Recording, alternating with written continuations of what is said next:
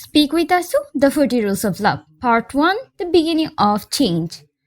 Welcome back to Speak with Asu. Today we begin a soulful journey through one of the most beautiful novels ever written, The 40 Rules of Love by Elif Shafak.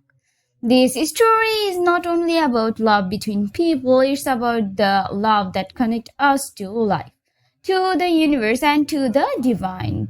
Every episode we will explore one part of this book, unfolding its meaning, its emotions, and the deep rules of love hidden within it. So let's start with part 1, Ella's ordinary life.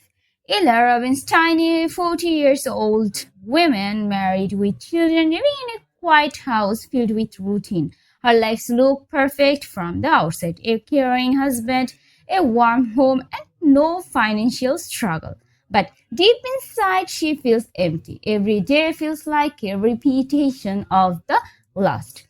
Her soul is quite too quiet, almost forgotten. She moves through life like a shadow, taking care of others but forgetting herself.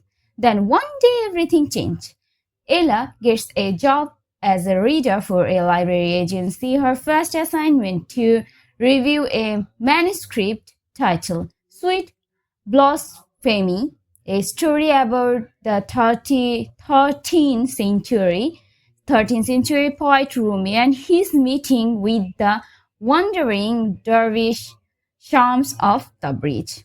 Ella doesn't yet know about it, but this book and the man who wrote it will awaken something in her heart that's been silent for years. As she begins to read, she finds herself drawn into a world full of poetry, wisdom, and passion, a world where faith is not about fear but about love.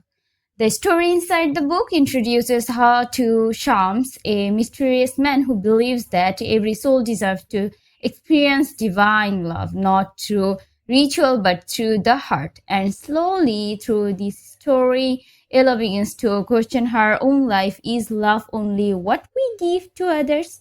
Or is it something that begins with understanding ourselves, our truth, our desire, and our connection to something higher?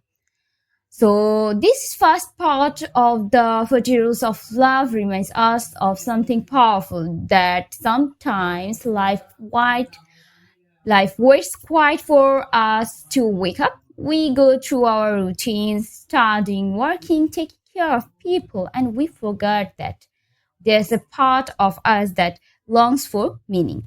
But meaning doesn't arrive loudly, it enters softly, maybe through a book, a person, a small moment that changes everything. Ella's story begins not with a storm, but with curiosity. And that's the first step in every transformation, curiosity. When we start asking, is there something more to life? That's when love begins to whisper. So how we see God is a direct reflection of how we see ourselves. If we see ourselves as broken or unworthy, we see a distant God. But when we start to love ourselves, forgive ourselves, and listen to our heart, we begin to see that the divine has already been chosen, waiting for us to look inward. So Ella's journey begins with a book, but for us, it's an invitation to ask, what story could awaken my soul?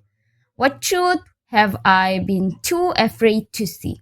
Thank you for listening to Speak with Us. So next time we'll move into part 2, where Ella's journey depends, and we will meet the mysterious Shams of Tabriz through the pages of Sweet Blasphemy. Until then, stay kind, stay curious, and never stop seeking the love that makes you feel truly alive. Thank you for listening.